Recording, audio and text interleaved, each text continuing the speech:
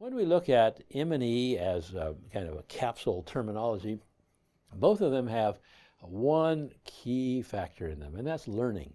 And we don't spend enough time with learning. The rocket scientists say that they love to have rocket successes, but when they have a rocket failure, they see this as a wonderful opportunity to pull things apart, to see where things failed. And so if we have in place an evaluation process that specifically looks at what didn't work, and that we have enough time windows to say what failed, why did it fail, what was the kind of physiology behind this kind of failure, and furthermore, what can we learn from this, given this particular context, that we can use to inform our programming for the future. If we have an opportunity to say, what have we learned from this?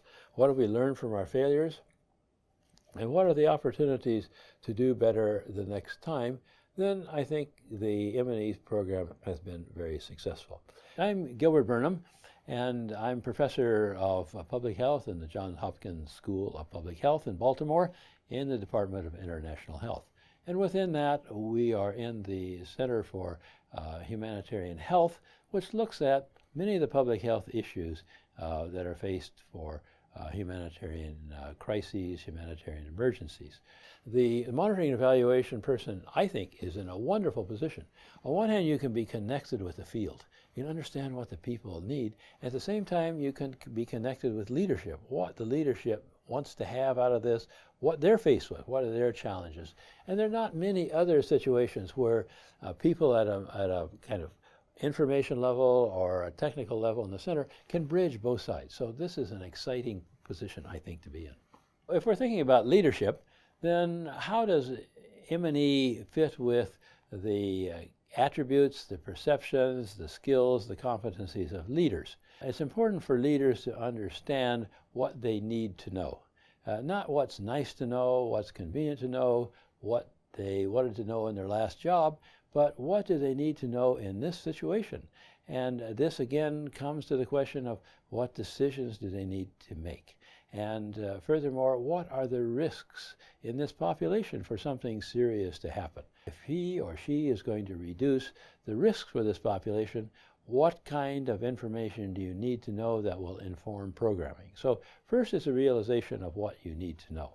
And then secondly, it's a realization of what kind of resources, what kind of personnel, what kind of training and so forth are going to be able to provide you with the information that you want. The question comes up about, are we monitoring the right thing?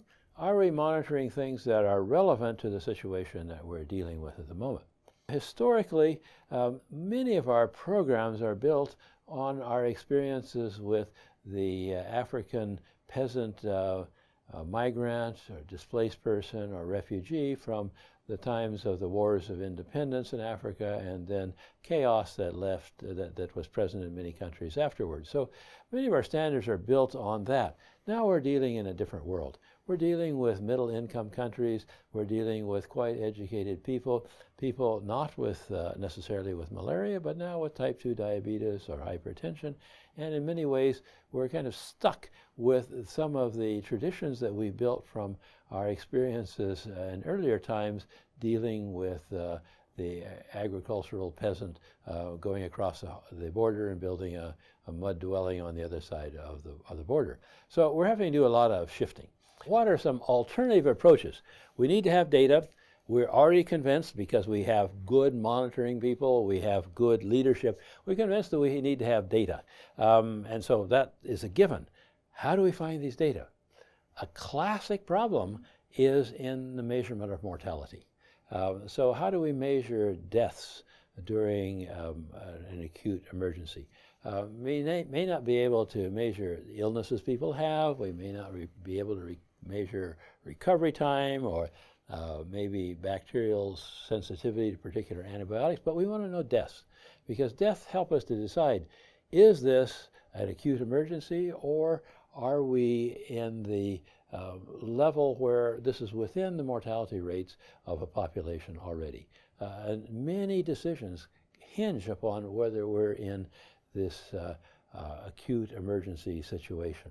Every emergency at some point will have some form of community health workers, community agents that are functioning in that population, because often the actual implementing organization doesn't have that connection with the community that these community health workers would have. They are eyes and ears. They can tell you what people are saying, what's going on in the community, and they are also the best source of numbers. Are there lots of people coming? Are there lots of people leaving? Who's the vulnerable population? Where are they going? And so forth. So there's a lot of kind of traditional sources of information. So making your connection as the leader, as the organization, with whatever traditional authorities are present in this community. And whenever communities are displaced, there are always people that quickly develop as leaders, that quickly develop as some kind of organizational system. Now, sometimes they're pretty unsavory people. They may be the genocidaires and so forth, but as a public health person, you have to work with whatever kind of materials you have on hand. So establishing these kind of communications. Now, this will not give you information always that's good to 2 or 3 decimal points, but in emergency situations, much of your information is achieved by triangulation between various sources of information. So having multiple sources of information and figuring that someplace in between all of this, we've got the true data. There are a lot of outliers. What can we disregard, which are really important things. So looking at existing information, looking at qualitative information from traditional leaders, from mothers groups, from community health workers, all of those can help you. So we're thinking about some alternatives to the traditional evaluation. And I might say for many people, the traditional evaluation is a group of external experts who come in, they spend some time going through the records, they produce a result and a nice report. The report, of course, usually arrives about 3 months after the project has been closed. It goes onto the shelf someplace, and in the checklist, that little box is ticked off because the evaluation has been done. Okay, that really doesn't help much of anything. So what we're looking at now are evaluations that are done frequently, evaluations that can be done as programs are being put into place, the formative evaluations, but even beyond that, something that has a quick turnaround to the results to advise both the stakeholders as well as the implementers. Now we need to change directions 45 degrees or 180 degrees or something that context has changed. We tend to monitor what's actually happening in the situation rather than the context around us. So developing some good indicators that measure context and understanding how those contexts drive implementation, I think, is an area that we need to do a lot more. Then we're looking at trying to figure out how have these, to evaluate how these programs have actually affected the beneficiaries.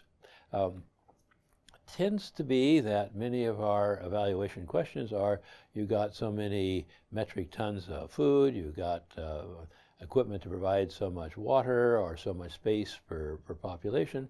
What now have you actually done? Did you actually satisfy those objectives that you wrote 6 months ago or a year ago when you wrote the program? But we need to look at the beneficiaries themselves. How have we changed the lifestyles? How have we changed the perceptions? How have we changed senses of security, the protection issues of this population? Putting into place programs that are resource intensive, whether human resources or financial resource intensive, and putting into place things that are not compatible with the local health systems, I think creates a lot of issues. Now, we're very much talking these days about the disaster development nexus. And if you've been in humanitarian issues for a long time, this thing has been around by various names for a long time. And now we're talking with a new name and with new hopes that maybe we'll have some new clever ideas that we didn't have before. But looking at how do programs in place, how are they compatible with existing cultural identities, existing ways of doing things, existing health systems? And one of the problems that many responders have is they don't really appreciate the health system. They have a system or an approach that they know is better than what is being done locally. And they're probably right. But when they leave, what's going to be enduring? What this new fancy, shiny program they put into place that's clearly, best in the solar system, or business as usual. So understanding business as usual and being willing to compromise, I think, is really important. And one of the things I learned from many years of working in rural Africa is there's only one thing harder than starting something new, and that's stopping something old. And so realizing that there's an inertia from the traditional ways of doing things, the traditional ways of thinking about diseases is really important. And understanding those things, I think, is something we don't often take enough time to do. A substantial amount of resources usually go into the monitoring and evaluation program. And many times managers may see these resources as a go down, as a resource to say, okay, we have this, now I have an emergency, I want to take money out of that to do this, and now I have these capable people with their MPH training from whatever famous university, and but now I need to have somebody that will do training in this area or will help us with field work here. So these monitoring and evaluation resources need to be protected. And a good manager who understands the importance will protect these resources to be sure that these resources are producing the information that they need that can help them turn around their program fairly quickly if these unintended consequences start showing up. This is really, to my mind, the premise of why we as academics are doing all of this stuff, is that we're trying to create a cadre of personnel that understand why we're collecting data, understand the consequences of good decisions and bad decisions, and can help inform the decision-making process. Never mind what it says on page 27 about the information we should collect in the acute emergency phase. What do we need to do in this context right now?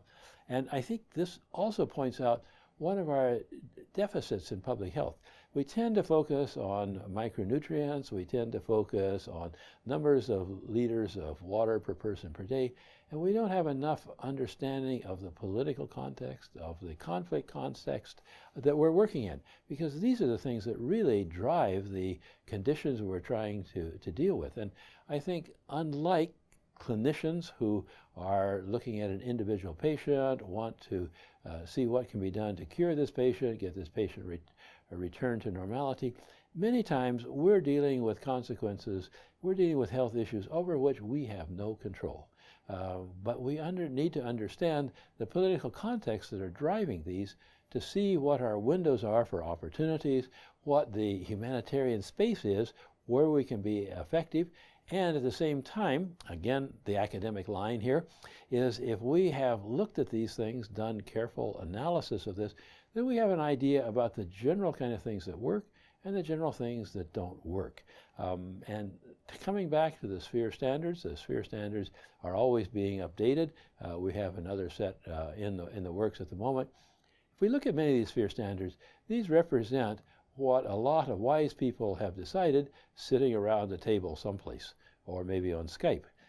There's not a lot of empirical data that tells us, given this context, we should be doing this, we should be doing that. So one of the academic kind of goals that I think we have is how do we back up some of these standards with really solid evidence? There are a lot of new horizons out there that we need to use very strict, very robust, very strong evaluation and monitoring programs to answer.